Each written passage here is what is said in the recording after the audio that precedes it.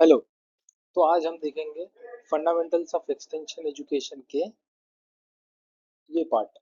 आज का एजेंडा है हमारा न्यू ट्रेंड्स इन एक्सटेंशन में कौन कौन से नए ट्रेंड्स हैं, जैसे कि private extension, cyber extension, market led, farmer led and expo systems. तो ये सारे जो सिस्टम्स हैं एक्सटेंशन में, जो नए ट्रेंड्स आए हैं, उनके बारे में आज हम समझेंगे। तो स्टार्ट करते हैं प्राइवेटाइजेशन एक्सटेंशन से। तो सबसे पहले तो हमें ये समझना पड़ेगा कि प्राइवेट एक्सटेंशन का मतलब क्या है। प्राइवेट एक्सटेंशन मतलब process of funding and delivering extension services by private individual और ऑर्गेनाइजेशन। मतलब किसी प्राइवेट इंडिविजुअल जो गवर्नमेंट से कोई रिलेशन नहीं है, तो वो इंडिविजुअल या फिर एक कोई ऑर्गेनाइजेशन जो गवर्नमेंट नहीं है, वो जब एक्सटेंशन सर्विसेज को डिलीवर करते हैं, उसको हम कहते हैं प्राइवेट एक्सटेंशन। फॉर एग्जांपल, अभी जैसे कि आप समझ सकते हैं कि गवर्नमेंट का डिपार्टमेंट है एग्रीकल्चर का, गवर्नमेंट की यूनिवर्सिटीज है, जैसे कि महाराष्ट्र में 4 यूनिवर्सिटीज है। तो इन सब का जो एक्सटेंशन का पार्ट है वो पब्लिक एक्सटेंशन है, क्योंकि वो गवर्नमेंट का इन्वॉल्वमेंट उसमें है। लेकिन ऐसे कुछ कंपनीज हैं, फॉर एग्जांपल आप धानुका सीड सुने होंगे, राशि सीड सुने होंगे, कलश सीड सुने होंगे। तो ये सारे, अगर इनका लिंक गवर्नमेंट से कुछ नहीं है और ये अपने आप ही काम कर रहे हैं और फार्मर को सर्विसेज सर्विसेज प्रोवाइड कर रहे हैं, for example seeds, fertilizers, knowledge, खुद रिसर्च करके फार्मर को कुछ नई इंफॉर्मेशन दे रहे हैं, तो उसको हम कह सकते हैं ये प्राइवेट एक्सटेंशन है। ठीक है। तो गवर्नमेंट का इसमें इन्वॉल्वमेंट बहुत कम है। और प्राइवेटाइजेशन का मतलब है कि एक्ट ऑफ रिड्यूसिंग, वो एक्ट जिसमें हम गवर्नमेंट का रोल रिड्यूस कर रहे हैं और प्राइवेट सेक्टर का रोल हम बढ़ा रहे हैं किसी एक्टिविटी में। प्राइवेटाइजेशन का मतलब वही है कि जिसमें गवर्नमेंट का रोल या तो कम हो रहा है या प्राइवेट सेक्टर का रोल बढ़ रहा है, उसे हम कह सकते हैं प्राइवेटाइजेशन। ठीक है। तो privatisation of agriculture extension services का मतलब है कि जो सर्विसेज एग्रीकल्चर या फिर उसके अलाइड एस्पेक्ट्स में एक्सटेंशन पर्सनल काम कर रहा है प्राइवेट एजेंसीज या ऑर्गेनाइजेशन में, जिसमें फार्मर कुछ पैसे पे करता है या फिर वो सर्विस फ्री भी हो सकती है, और इसको देखा जाता है as a supplementary alternative to public extension service. तो जैसे कि गवर्नमेंट हर जगह नहीं पहुंच सकती या सारे काम नहीं कर सकती, उसके वजह से फार्मर तक तो इंफॉर्मेशन जानी ही चाहिए, टेक्नोलॉजी जानी ही चाहिए। तो ऐसी सर्विसेज जो एक एक्सटेंशन पर्सनल एक प्राइवेट ऑर्गेनाइजेशन या एजेंसी में काम करके फार्मर को प्रोवाइड करता है विथ फी और फ्री, उसको हम कह सकते हैं privatisation of agriculture extension services. ठीक है। तो जैसे कोई प्राइवेट कंपनी, जैसे मैंने अभी बताया धानुका सीड्स, तो उसमें जो भी मार्केटिंग में काम कर रहा है, जो फील्ड जॉब पर है, तो वो फार्मर को सीड्स के बारे में इंफॉर्मेशन देगा, सीड्स बेचेगा। तो दैट हम कह सकते हैं ये एक प्राइवेटाइजेशन ऑफ एक्सटेंशन सर्विसेज है। तो कैरेक्टरिस्टिक्स क्या है प्राइवेट एक्सटेंशन के। प्राइवेट एक्सटेंशन का कैरेक्टरिस्टिक्स में ऑब्जेक्टिव ये है कि प्रॉफिट ओरिएंटेड है। तो ज्यादा से ज्यादा पैसे कमाना, इकोनॉमिक बेनिफिट्स फार्मर को मिलना, ये हमारा सबसे पहला और सबसे ज्यादा बड़ा ऑब्जेक्टिव है। इसमें सबसे बड़ा पैसे कमाना ही फार्मर का या हमारे क्लाइंट का सबसे बड़ा ऑब्जेक्टिव है। फिर आता है टारगेट ग्रुप। हमारे टारगेट ग्रुप मोस्टली होंगे बिग या कमर्शियल फार्मर्स, बड़े फार्मर्स, या जिसके पास ज्यादा मशीनरी है, ज्यादा लैंड है, वो हमारे टारगेट कंज्यूमर्स प्राइवेट में ज्यादातर होते हैं। और स्मॉल और मार्जिनल फार्मर्स को अवॉइड किया जाता है। फिर आता है हमारे क्लाइंट्स होते हैं committed careful since they are paying for services. तो हमारे जो क्लाइंट्स है, मतलब प्राइवेट एक्सटेंशन में हम जिनके साथ काम कर रहे हैं, तो वो जो क्लाइंट्स है वो कमिटेड होते हैं, क्योंकि वो हमारे साथ ही काम करेंगे या हमारी सुनेंगे, जो हमने कहा है वो करेंगे, क्योंकि उन्होंने उस सर्विस के लिए पे किया है, राइट। तो दूसरा है ऑफरिंग्स, सीजनल, डिमांड ड्रिवन और technology transfer and improve supply. तो सीजनल मतलब जब जरूरत होगी तब एक्सटेंशन सर्विसेज हम उनको प्रोवाइड करेंगे। फॉर एग्जांपल, किसी जगह पे शुगर केन ग्रो हो रहा है, तो उस पे हम शुगर केन की टेक्नोलॉजी ही देंगे, डिमांड ड्रिवन। कहीं पर कॉटन की सर्विसेज चाहिए तो हम कॉटन ही देंगे, कहीं पर सोयाबीन के क्रॉप्स ग्रो होते हैं तो है सोयाबीन ही देंगे। तो ऐसा डिमांड ड्रिवन सर्विसेज होते हैं और सीजनल होते हैं। तो जब पानी की जरूरत होगी तो पानी देंगे, जब सीड्स की जरूरत होगी सीड, फर्टिलाइजर की वक्त फर्टिलाइजर, हार्वेस्टिंग की वजह से हार्वेस्टिंग का हम टेक्नोलॉजी प्रोवाइड करेंगे हार्वेस्टिंग के लिए। ठीक है। फिर आता है टेक्नोलॉजी, लोकेशन स्पेसिफिक टेक्नोलॉजी। अगर आप एग्जांपल देखेंगे तो महाराष्ट्र में जो यूनिवर्सिटी है पीडीकेवी अकोला, तो उसके अंडर करीब 6 से 7 विदर्भ के कुछ डिस्ट्रिक्ट आते हैं। तो यूनिवर्सिटी जब डिस्ट्रिक्ट कभी ये करेगी, मतलब जब भी कभी टेक्नोलॉजी रिलीज करेगी, तो वो ऐसा हो सकता है कि ये 6 डिस्ट्रिक्ट कंप्लीटली 6 डिस्ट्रिक्ट के लिए वो टेक्नोलॉजी हो। लेकिन प्राइवेट एक्सटेंशन में क्या होगा, लोकेशन स्पेसिफिक, मतलब सिर्फ यवतमाल में जो विदर्भा का पार्ट है, तो सिर्फ यवतमाल में जो क्रॉप्स ग्रो होते हैं उसको पढ़ के उस पर टेक्नोलॉजी डेवलप करके वहीं पे यूज करना। या फिर भंडारा का राइस है, भंडारा गोंदिया, तो वहाँ की टेक्नोलॉजी वहीं पे, तो ये लोकेशन स्पेसिफिक होता है, स्पेशलाइज्ड होता है, स्पेशलाइज्ड क्रॉप के लिए, स्पेशलाइज्ड सीजन के लिए। और कॉस्टली होता है लेकिन प्रॉफिट भी इसमें मिलता है। ऑर्गेनाइजेशन में क्या होता है, क्लाइंट के लिए पर्सनल जो काम कर रहे हैं उनके साथ अकाउंटेबल होते हैं और मोटिवेटेड होते हैं, प्रोफेशनली स्किल्ड होते हैं। तो पर्सनल जो है ट्रेंड है, स्किल्ड है, मोटिवेटेड है और अकाउंटेबल। अब हम उसको, अगर कुछ हमारा क्रॉप फेलियर होता है तो हम उसको पकड़ सकते हैं, उसको कुछ बोल सकते हैं। फंडिंग आती है फार्मर्स के कंट्रीब्यूशन और डेवलपमेंटल एजेंसीज के तरफ से। तो फार्मर्स कंट्रीब्यूशन करते हैं इस कंपनीज को, या फिर इन्वेस्टर्स इसमें पैसा डालते हैं काम करने के लिए। और extension service advisory in nature होती है और focus in income generating practices. तो ऐसे प्रैक्टिसेस पे फोकस करेंगे जहां पर इनकम जनरेट होगी। और नेचर इनका होता है एडवाइजरी, मतलब एडवाइस देते हैं कि ऐसा काम करो, वैसा काम करो, ये टेक्नोलॉजी यूज करो, ऐसा वैसा। ठीक है। और मेथड होता है ज्यादातर इनका पर्सनल कांटेक्ट का, ओवर ग्रुप अप्रोचेस। क्योंकि प्रॉफिटेबिलिटी जब हमें चाहिए तो पर्सनल कांटेक्ट हमें मेंटेन करना पड़ेगा लोगों के साथ में, और ज्यादा से ज्यादा लोग हमारे साथ आए उसके लिए हम पर्सनल कांटेक्ट मेंटेन करते हैं, क्योंकि ग्रुप में सारे लोग इक्वली इनकम नहीं होगा उनका। ठीक है। तो पर्सनल कांटेक्ट की वजह से हम बड़े फार्मर्स को पकड़ के सिर्फ उनके साथ भी काम कर सकते हैं। तो ये हो गया characteristics of private extension services. Strategies क्या होनी चाहिए, कमर्शियलाइज एक्सटेंशन सर्विसेज, मतलब अभी जो टेक्नोलॉजी है, जो हम डिमांड ड्रिवन टेक्नोलॉजी दे रहे हैं, मतलब जो टेक्नोलॉजी है जिसकी डिमांड है उसी को हम प्रोडक्शन करेंगे, उसी को हम बेचेंगे। तो ये क्या हो गया, डिमांड ड्रिवन टेक्नोलॉजी हम बेचेंगे। और कॉन्ट्रैक्ट बेस्ड सिस्टम, फार्मर्स के बीच में कॉन्ट्रैक्ट, या फिर फार्मर या किसी कंपनी के बीच में कॉन्ट्रैक्ट की, आप आपकी सीड्स हम यूज करेंगे, ठीक है, उसका कुछ परसेंट हम आपको बाद में वापस करेंगे कंपनी को। ठीक है। और फिर आता है ऑफर रिनोमिनेशन वाया शेयर क्रॉपिंग, तो ज़्यादा पैसे कमाने की चांसेस बढ़ते हैं प्राइवेट एक्सटेंशन में, कर सकते हैं हम शेयर क्रॉपिंग की तरफ से। फिर आता है प्राइवेट सेक्टर और एनजीओ को मोर रिस्पॉन्सिबिलिटी दी जा सकती है टेक्नोलॉजी ट्रांसफर में, मतलब गवर्नमेंट भी प्राइवेट सेक्टर के साथ इन्वॉल्व होके टेक्नोलॉजी ट्रांसफर फार्मर के लिए कर सकती है। फिर पब्लिक एक्सटेंशन को ग्रेजुअली हम पीछे ले सकते हैं ताकि प्राइवेट एक्सटेंशन आगे बढ़ पाए। ठीक है। उसके बाद में फार्मर ग्रुप और कॉपरेटिव्स को स्ट्रेंथन करके कॉस्ट हम शेयर कर सकते हैं लोगों के बीच में और प्रॉफिट बढ़ा सकते हैं। फिर प्रॉब्लम्स क्या है, प्राइवेट एक्सटेंशन में प्रॉब्लम्स क्या है, प्रॉब्लम्स है लोगों लोगों से पैसे जमा करना, किसी के भी जेब से पैसे निकालना बहुत डिफिकल्ट काम है, राइट।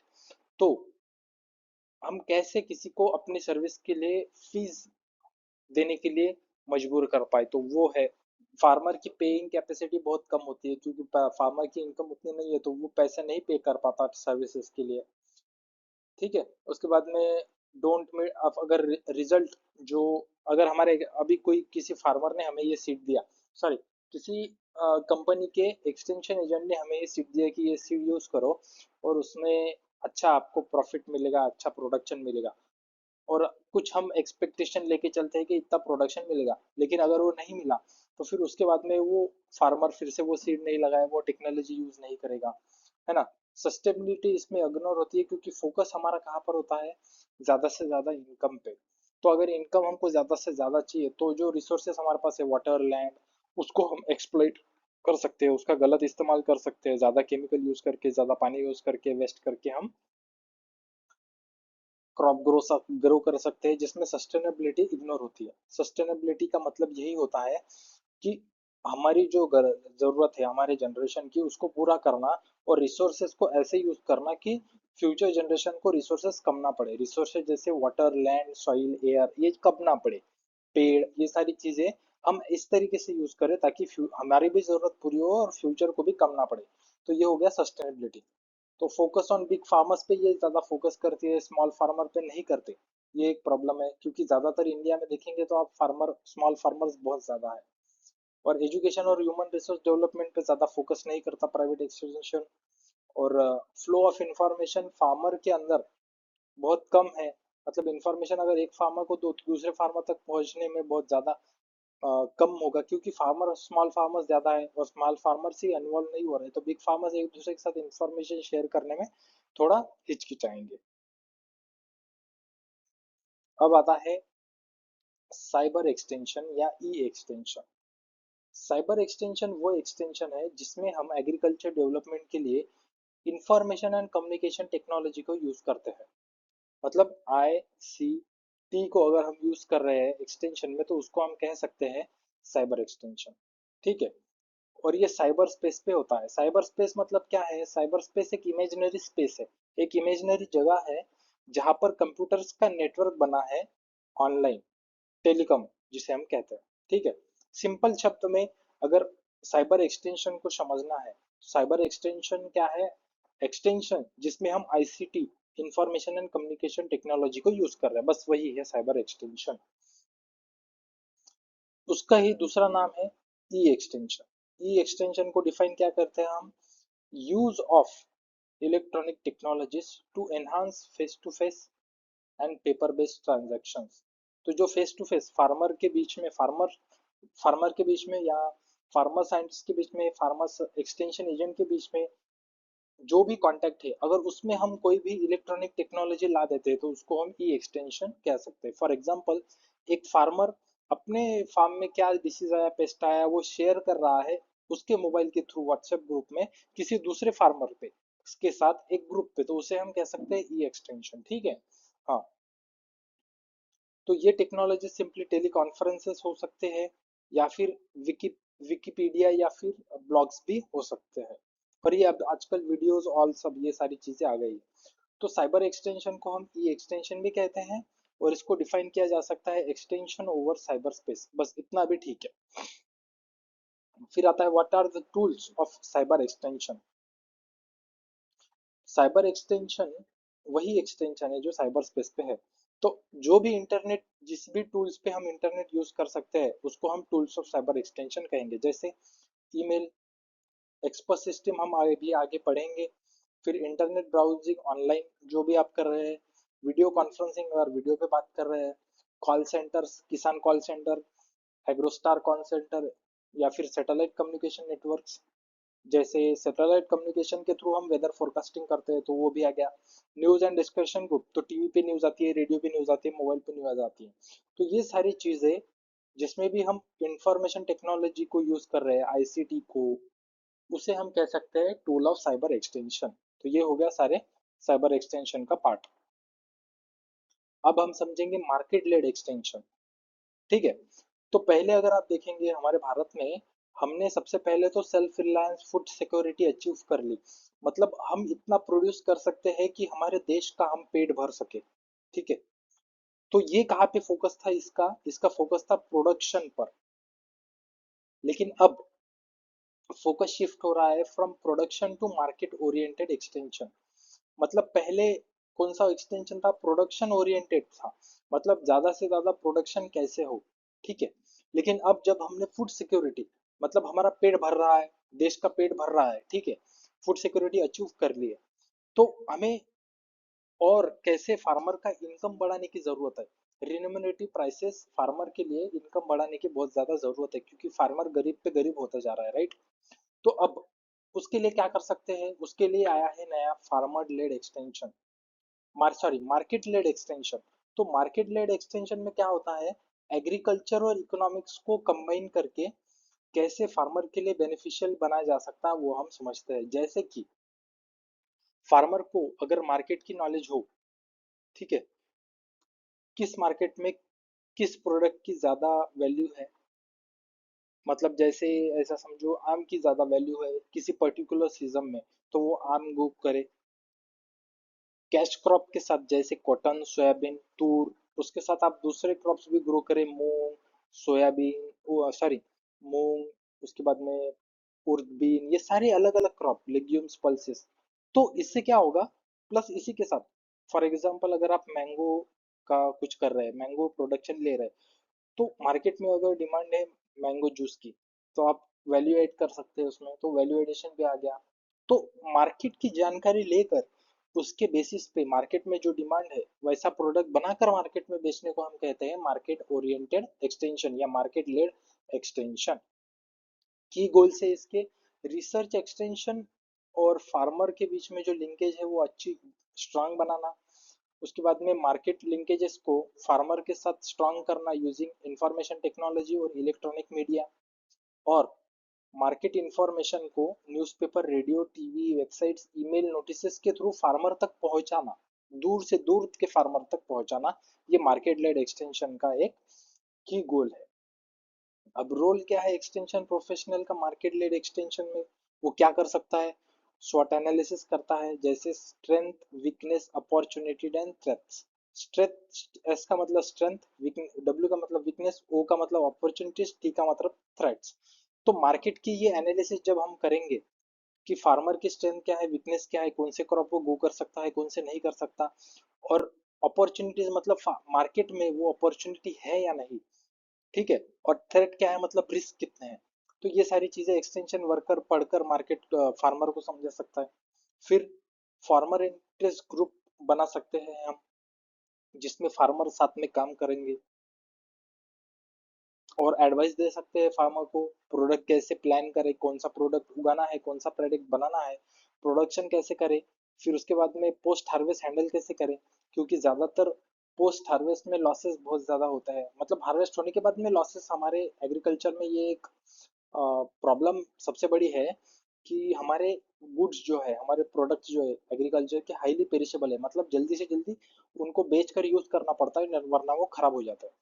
तो पोस्ट हार्वेस्ट लॉसेस मतलब हार्वेस्ट होने के बाद में जो लॉसेस है वो बहुत ज्यादा है, तो उसको कैसे हैंडल करें, स्टोर कैसे करें प्रोडक्ट्स को, ट्रांसपोर्ट कैसे करें, उनकी मार्केटिंग किस तरीके से की जाए, तो ये सारी चीजें एक्सटेंशन वर्कर मदद कर सकता है मार्केट लेड एक्सटेंशन में।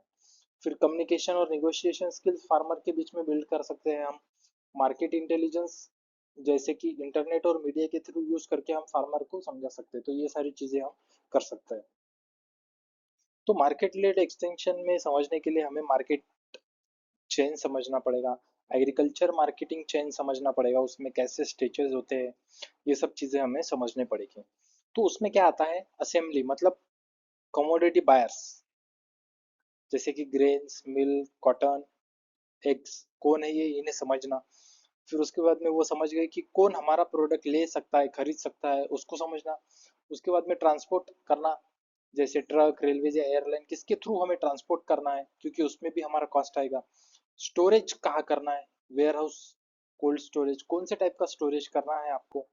फिर ग्रेडिंग करना है आपको, गवर्नमेंट और जो मर्चेंट्स है उनको अच्छी क्वालिटी का प्रोड्यूस आपको प्रोवाइड करना है, सर्टिफिकेट्स लेना है। फिर आता है प्रोसेसिंग, जैसे मिल, स्कैनिंग, फ्रीजिंग प्लांट्स, इन सब में चीज़ों में आपको कैसे जो हमारा प्रोडक्ट है उसको प्रोसेस करके, पोस्ट हार्वेस्ट प्रोसेसिंग करके कैसे उसका वैल्यू एडिशन करना है, उसकी कीमतें बढ़ानी है। पैकिंग करना है मतलब मार्केटिंग करना है, जैसे बॉटल, बैग्स उसमें, और डिस्ट्रीब्यूट करना है, जैसे होलसेलर्स या रिटेलर्स। तो ये सारी चीज़ें जो है ये स्टेजेस हो गए एग्रीकल्चर मार्केटिंग चेन की।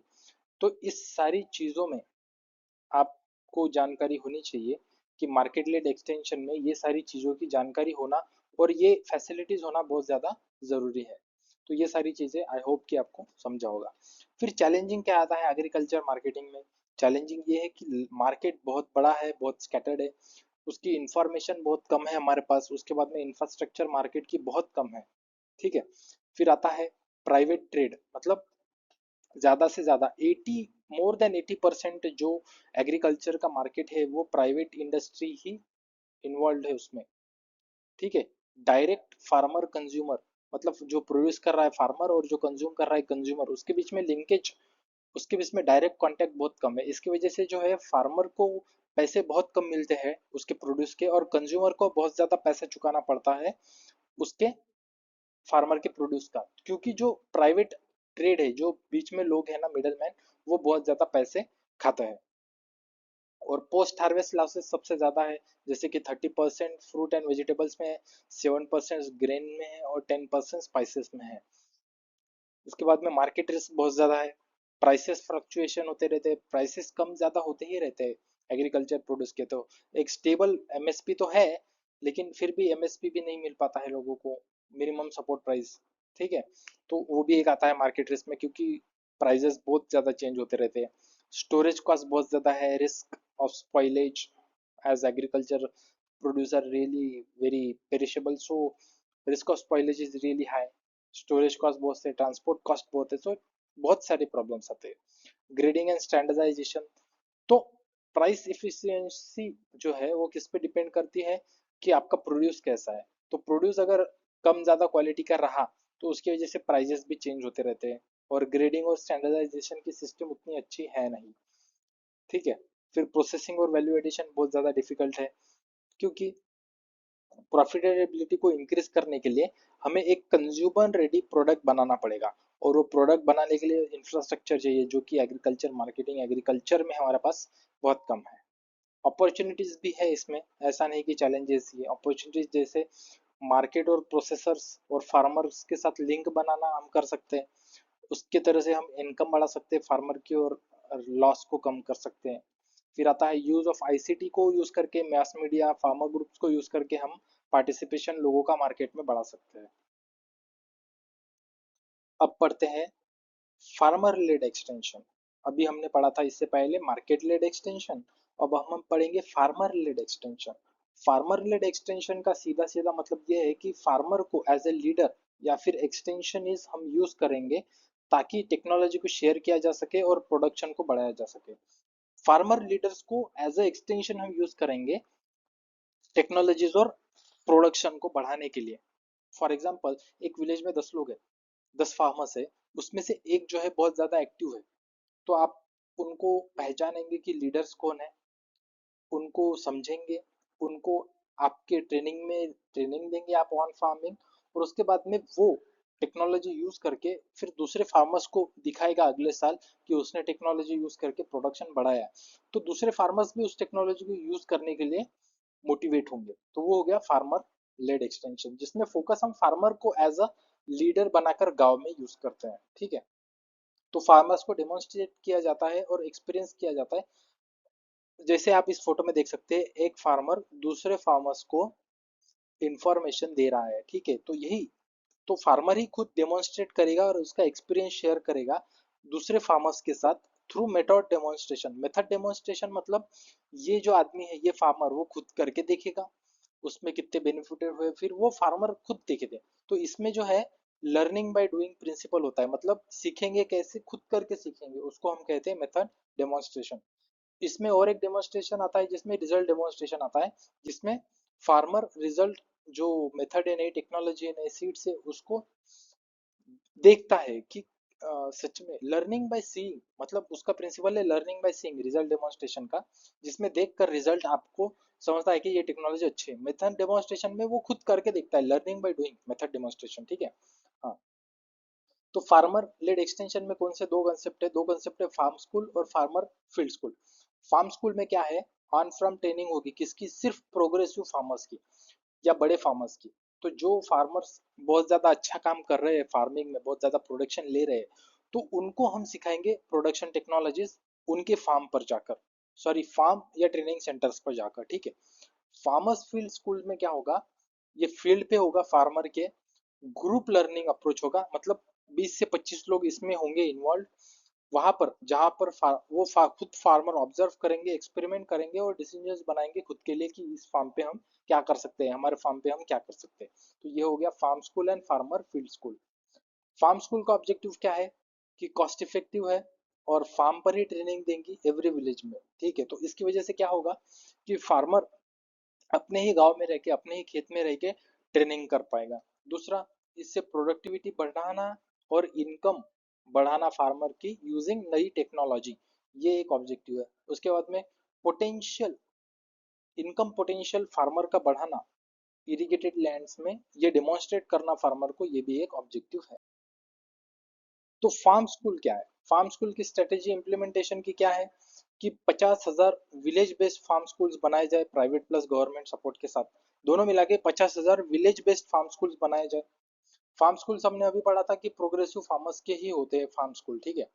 दूसरा, agro industries, KVKs, agri colleges, research institute को ट्रेनिंग के लिए यूज किया जाए प्रोग्रेसिव फार्मर्स के। फिर एग्रीकल्चर ग्रेजुएट्स और लीड फार्मर्स को एज इंस्ट्रक्शंस इंसेंटिव दिए जाए, कुछ पैसे दिए जाए एज इंस्ट्रक्शंस उनको काम करने के लिए। मतलब मैं एग्रीकल्चर ग्रेजुएट गांव में जाकर फार्मर को इंफॉर्मेशन दे सकता हूँ, तो उसके लिए मुझे अगर कुछ पैसा मिलेगा तो मेरा मोटिवेशन काम करने के लिए और ज्यादा होगा, साथ ही प्रोग्रेसिव फार्मर्स का भी ज्यादा होगा। फिर link farmer schools to rural knowledge centre, मतलब फार्म स्कूल्स को जो अपने विलेज में है उसको जो भी आसपास में नॉलेज सेंटर है एग्रीकल्चर का, उसके साथ कनेक्ट कर दिया जाए, मल्टीमीडिया और मार्केट इन्फो दी जाए उनको। तो ये सारे स्ट्रेटेजीज हो सकते हैं फार्म स्कूल को और अच्छा बनाने के लिए। फिर आता है बेनिफिट्स क्या हो सकते हैं। तो इसी 50,000 विलेज बेस्ड फार्म स्कूल्स के द्वारा हम 25 मिलियन, 25 मिलियन मतलब 2.5 करोड़ फार्मर्स को हर साल एडवांस मेथड की इंफॉर्मेशन दे सकते हैं, ट्रेनिंग दे सकते हैं, टेक्नोलॉजी की फास्ट ट्रांसफर कर सकते हैं, फार्मर्स को खुद सेल्फ सफिशिएंट बना सकते हैं। और गवर्नमेंट की एक्शन इसमें क्या रिक्वायर्ड होगी, जैसे farmer management course agriculture graduate के लिए फार्म मैनेजमेंट इंपॉर्टेंट थे वो उनको समझाना। फिर सर्टिफिकेशन और मॉनिटरिंग सिस्टम्स डेवलप करना फार्मिंग के लिए। और बैंकिंग लोन या इंसेंटिव्स फार्म स्कूल के लिए, ट्रेनिंग इंस्टीट्यूट्स के लिए प्रोवाइड करना, ये भी एक गवर्नमेंट का इसमें एक एक्शन जरूरी हो सकता है। और ये है इसके बेनिफिट्स जो हो सकते हैं। फिर आता है फार्मर फील्ड स्कूल, अभी हमने पढ़ा था फार्मर स्कूल, अब हम पढ़ेंगे फार्मर फील्ड स्कूल। इसके की फीचर्स क्या है कि फील्ड बेस्ड है, मतलब फार्मर के फील्ड पे होगा। और पार्टिसिपेटरी, मतलब 20 से 25 फार्मर एक ग्रुप में होंगे, जिसमें एक सब ग्रुप होगा 5 का, मतलब एक ग्रुप में 5 सब ग्रुप होंगे, ठीक है, क्योंकि 20 से 25 फार्मर्स होंगे उसमें। तो पार्टिसिपेटरी लर्निंग होगी, मतलब ये सारे फार्मर्स साथ में मिलकर काम करेंगे अपने ही फील्ड पर, ताकि वो खुद की प्रॉब्लम खुद ही सॉल्व कर पाए डिस्कशन के थ्रू, ट्रेनिंग के थ्रू, ठीक है। तो ट्रेनिंग लिंक की जाएगी क्रॉप या सीजनल साइकिल, मतलब अभी सीजन रबी का है, खरीफ का है, तो उसके बेसिस पे उस रीजन में क्या ग्रो होता है उसके बेसिस पे वो ट्रेनिंग दी जाएगी। या फिर हार्वेस्ट के वक्त क्या ट्रेनिंग देनी चाहिए, तो सीजन पे वो मैटर करेगा कि कौन सी ट्रेनिंग देना है। फिर एक्सटेंशन वर्कर टीचर नहीं होगा, फैसिलिटेटर होगा, मतलब इंफॉर्मेशन वो फार्मर को देगा ही, लेकिन उस उनसे भी वो सीखेगा खुद। तो फार्मर लीड करेंगे लर्निंग। फिर फोकस आता है इंटीग्रेटेड करिकुलम, मतलब crops, livestock, horticulture, ecology, economics, sociology, इन सब का मिलाकर हम अपना नॉलेज गेन करेंगे और बढ़ाएंगे। तो ये हो गया की फीचर्स फार्मर फील्ड स्कूल के। प्रिंसिपल्स क्या है, हेल्दी क्रॉप्स को ग्रो करना, अच्छे खाना मिले हम सके, ताकि और साथ में हम पेस्ट और न्यूट्रिएंट स्ट्रेस को कम कर पाए। फिर नेचुरल एनिमीज को कंजर्व कर पाए, जिसमें हम बायोलॉजिकल पेस्ट कंट्रोल यूज कर सके। नेचुरल एनिमीज मतलब जो हमारे काम के एनिमीज है, जो मतलब हमारे हार्मफुल एनिमीज है हमारे फील्ड पे, उसको मारते हैं। तो नेचुरल एनिमीज काम के हैं हमारे लिए, तो वो भी हमें कंजर्व करना है। फिर ऑब्जर्व क्रॉप्स रेगुलरली, हमारे क्रॉप को रेगुलर ऑब्जर्व करके ही हम अच्छे से डिसीजंस बना पाएंगे। फिर farmers become expert in their field, तो फार्मर इसकी वजह से क्या होता है, एक्सपर्ट बन जाता है फील्ड में, ये और ये मदद करता है लॉन्ग टर्म डिसीजन मेकिंग में। इसके लिमिटेशंस क्या है इस फार्मर फील्ड स्कूल के, कि बहुत ज़्यादा टाइम लगेगा और कॉस्ट बहुत ज़्यादा लगेगा, पैसा, ट्रेन फैसिलिटर्स लगेंगे, ट्रेनर्स लगेंगे। और स्मॉल रिच पर ग्रुप, मतलब एक ग्रुप में 20 से 25 फार्मर है, तो ग्रुप में कम मेंबर्स होने के चांसेस ज़्यादा है। और टेक्नोलॉजी ज़्यादा और अच्छा रिसर्च होना थोड़ा डिफिकल्ट है। फिर demands high preparation and coordination, लोगों के बीच में कोऑर्डिनेशन होना चाहिए ग्रुप में, तभी चीज़ें काम कर पाएंगी, अदरवाइज वो करने में डिफिकल्ट होगा। अब हम समझेंगे एक्सपर्ट सिस्टम। एक्सपर्ट सिस्टम कुछ नहीं है, कंप्यूटर बेस्ड सिस्टम है जिसमें एक ऐसा समझो कि एक समझो एक वेबसाइट है। एक्सपर्ट सिस्टम मतलब क्या है, 2 से 3 एक्सपर्ट क्या करेंगे, एक नॉलेज डालेंगे किसी कंप्यूटर में, ठीक है, और उसके बेसिस पे यूजर जो फार्मर जिसको वो कुछ इंफॉर्मेशन चाहिए, तो वो क्या करेगा, वो इंटरफेस मतलब अपने कंप्यूटर पे जाएगा और इनके बीच में इंटरेक्शन होगा। मतलब किसके बीच होगा, जिसने for example knowledge expert, expert कौन है, साइंटिस्ट है, यूजर कौन है, फार्मर है। तो एक्सपर्ट क्या करेगा, अपने जो भी इंफॉर्मेशन उसे आता है, एंटोमोलॉजी का, एग्रोनॉमी का, सारे हॉर्टिकल्चर मेट्रोलॉजी का, तो वो कहाँ डालेगा, नॉलेज बेस में डालेगा इस कंप्यूटर में। और नॉन एक्सपर्ट फार्मर को कुछ इंफॉर्मेशन चाहिए तो वो इंफॉर्मेशन अपने कंप्यूटर पे डालेगा और इनके बीच में इंटरेक्शन होगा। तो फार्मर को जो चाहिए वो उसको इंफॉर्मेशन इस डाटा के थ्रू जो एक्सपर्ट ने डाली थी उसको मिल जाएगी स्पेसिफिक। तो जब एक्सपर्ट सिस्टम क्या कहते हैं हम, एक कंप्यूटर प्रोग्राम है, सॉफ्टवेयर है, जो एक्सपर्ट मतलब किसी स्पेसिफिक प्रॉब्लम को हमारे लिए सॉल्व कर सकता है, क्योंकि उसके पास सारा इंफॉर्मेशन होता है, क्योंकि एक्सपर्ट ने उसमें इंफॉर्मेशन डाली। तो एक कंप्यूटर जिसमें एक्सपर्ट ने अपनी सारी इंफॉर्मेशन उसे जो पता है डाली, उसके बेसिस पे हम कुछ उससे सवाल पूछ रहे हैं स्पेसिफिक, वो हमें आंसर दे रहा है, उसे हम कहते हैं एक्सपर्ट सिस्टम। तो एक्सपर्ट सिस्टम में आता है यूजर इंटरफेस, इंटरफेस इंजन जो बीच में रहेगा, और नॉलेज बेस। तो ये 3 चीजें आती है एक्सपर्ट सिस्टम में, ठीक है। कंबाइन स्पेशलिस्ट नॉलेज, तो ये सारे नॉलेज को कंबाइन करेगा, स्पेशलिस्ट नॉलेज को, और फार्मर के लिए डिसीजन मेकिंग मदद करेगा। तो एक्सपर्ट सिस्टम की क्या जरूरत है, देखो इसमें कोई इमोशंस इन्वॉल्व नहीं है, क्योंकि फार्मर अगर कोई डिसीजन ले रहा है तो इमोशन के बेसिस पे भी वो ले सकता है। फॉर एग्जाम्पल उसे अगर अपनी बेटी का ब्याह करना है तो उसकी वजह से वो कॉटन क्रॉप ग्रो कर सकता है, क्योंकि इस साल उसे पैसा चाहिए होगा, है ना। तो इमोशंस इसमें नहीं है बिल्कुल, एक्सपर्ट सिस्टम में बेस्ड ऑन टेक्नोलॉजी है। इफिशिएंसी हाई है क्योंकि जो इन्फॉर्मेशन हम फीड करेंगे वही हमें डाटा मिलेगा।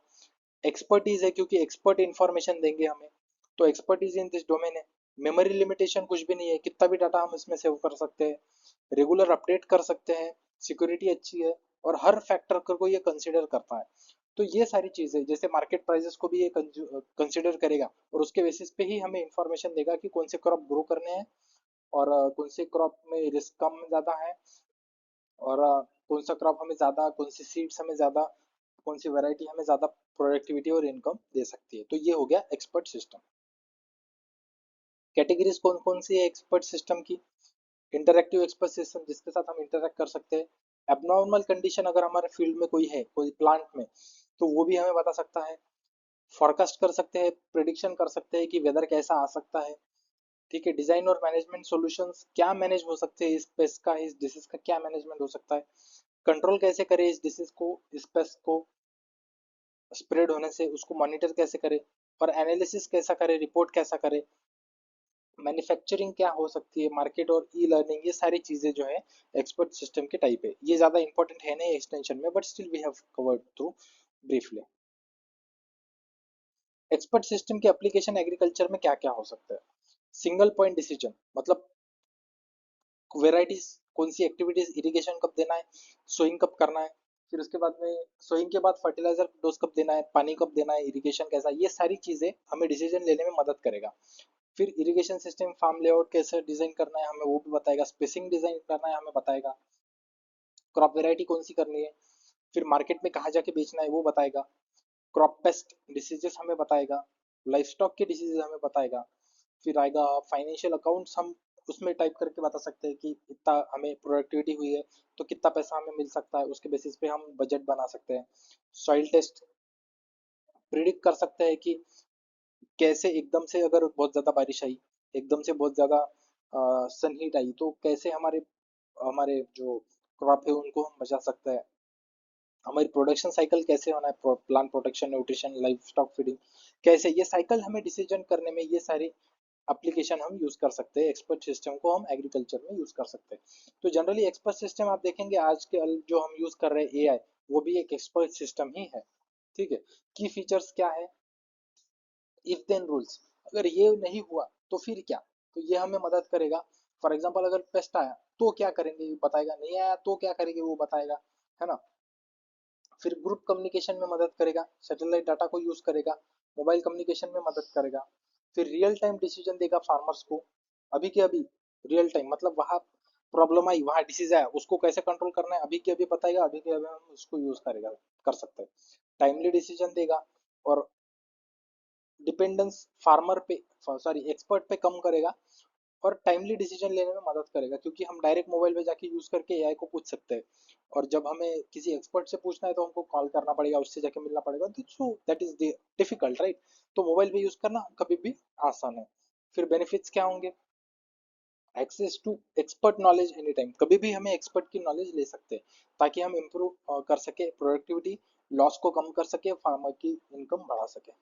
तो आज हमने ये सारी चीजें देखी, जैसे एक्सपर्ट से न्यू ट्रेंड्स जो एक्सटेंशन में आए हैं, जैसे private extension, market led extension, farmer led extension, expert systems. तो ये सारी चीजें आज हमने देखी। अगर कुछ डाउट है तो नीचे कमेंट सेक्शन में आप डाल सकते हैं, and we will see what we can do about that. और नेक्स्ट लेक्चर जल्दी ही आएगा। तो मिलते हैं, थैंक यू, नमस्ते।